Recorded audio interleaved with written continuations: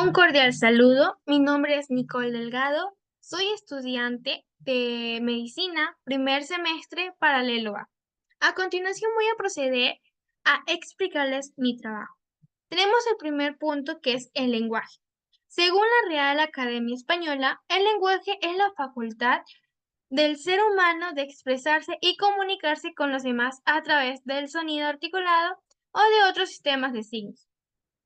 El lenguaje se va a tratar de un conjunto de signos tanto como escritos y orales, que va a tener un significado y su relación va a permitir la expresión y comunicación humana. Posee algunas características, tanto como va a ser innato, universal, inmutable, como vemos, no puede ser aprendido, pero tampoco olvidado.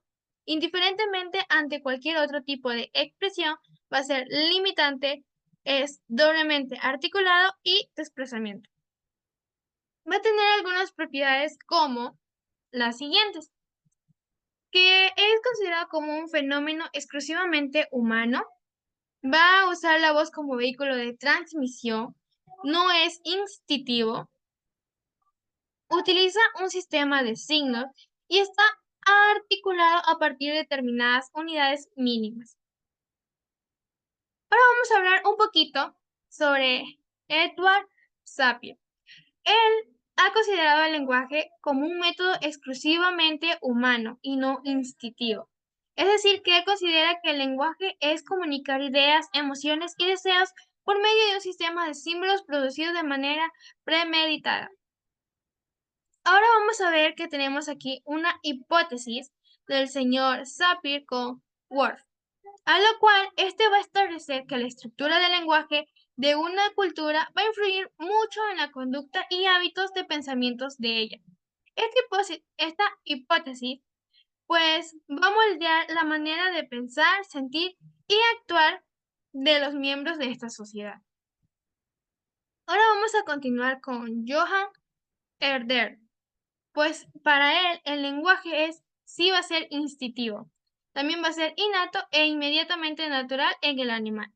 La razón es porque está unida al lenguaje. La razón va unida con el lenguaje. Por eso él piensa que no se puede pensar sin el lenguaje. No es algo artificial en el hombre, sino es una creación espontánea y popular según él. Y también considera que el lenguaje humano actual fue precedido por uno basado por gritos y gestos. Para Wilhelm Humboldt, él considera que el lenguaje hace posible el pensamiento en la medida en que lo constituye. El lenguaje permite que el mundo se represente en el pensamiento. Para Jean Piaget, el lenguaje él lo considera una condición necesaria pero no suficiente. La posibilidad de emplear y combinar las palabras responde a la aparición de una capacidad previa, lo que dominó él como función simbólica. También él considera el lenguaje que constituye por un sistema para representar la realidad. Para Skinner, el lenguaje es el desarrollo, pues va a depender muchísimo exclusivamente de los externos, ya que para él el lenguaje son respuestas, por ejemplo, es decir, que un niño aprende de la manera secundaria tales como la imitación o la necesidad de satisfacción. Para Worf, el lenguaje va a servir como una guía a la realidad social. Es decir, que la lengua de un hablante viene de cierta influencia en la forma que esté conceptualizada y memorizada la realidad. Mientras que, por último, Brunner, para él es muy importante el uso y la función para explicar la adquisición del lenguaje. Es fundamental desde el nacimiento una relación con los agentes externos, la comunicación prelingüística. A continuación vamos a ver registros idiomáticos o nivel del aula, pero antes vamos a ver un pequeño concepto sobre la lengua. Pues esta lengua es un conjunto de signos y de reglas que están a disposición de todos los hablantes del mismo idioma. Mientras que el habla va a ser el uso de la lengua que un hablante hace en un mensaje determinado. Entonces, en conclusión podemos decir que el lenguaje es una facultad universal. La lengua va a ser un código social compartido por una comunidad, mientras que el habla va a ser utilizado individual de una lengua. Ahora vamos a ver el nivel culto. Este podemos considerarlo que tiene hablantes que tiene un alto conocimiento de la lengua, o sea, solamente lo hablan con personas que proceden a ir a reuniones, conferencias, como el presidente, entre otros. Y es que su lengua es apropiada para expresión de las ideas, los conocimientos y significados. Ahora vamos con el nivel coloquial. Este se usa más en la vida cotidiana y se emplea en circunstancias carentes de formalidad, es decir, tanto en el ámbito familiar como con los amigos. Su léxico está constituido por vocablos de uso común y corriente.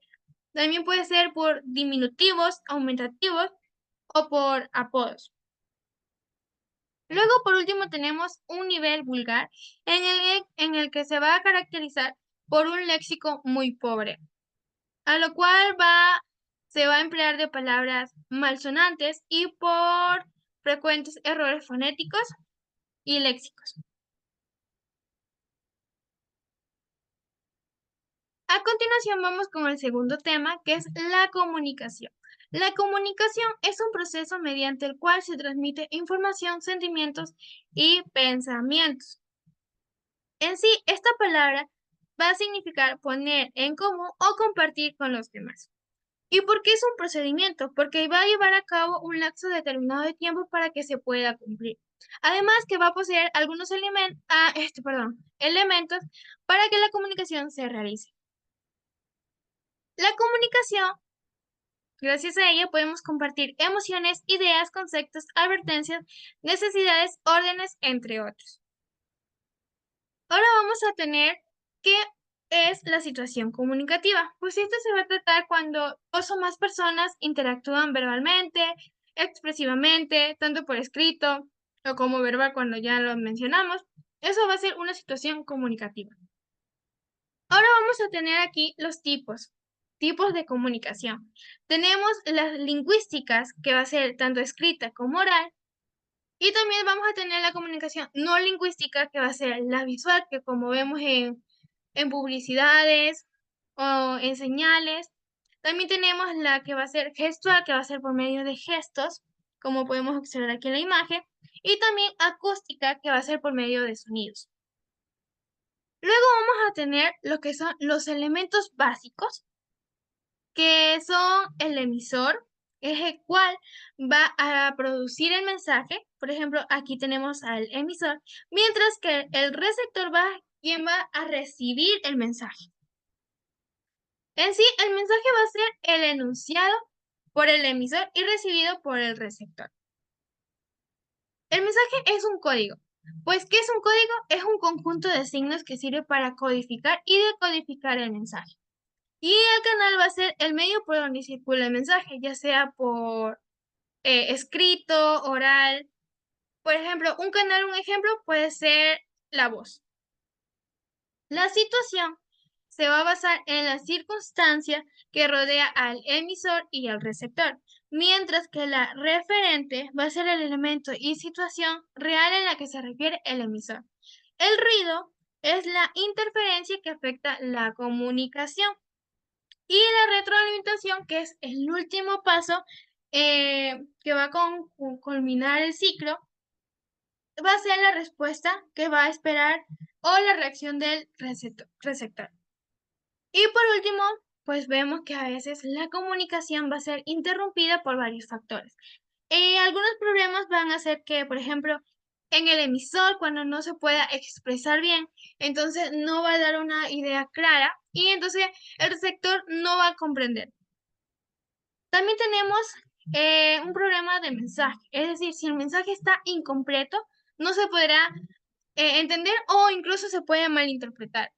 El código, pues es cuando el emisor le da un mensaje con un código que el receptor no pueda comprender. Es decir, por ejemplo, puede ser el idioma, que una persona le esté hablando en español, pero esta persona no pueda comprender el español sino el inglés. Y por último, tenemos el receptor. que en esto va a hacer que la persona pueda estar distraída, entonces no va a comprender bien lo que el emisor quiso decirle. Entonces va a perder totalmente la comunicación. Gracias.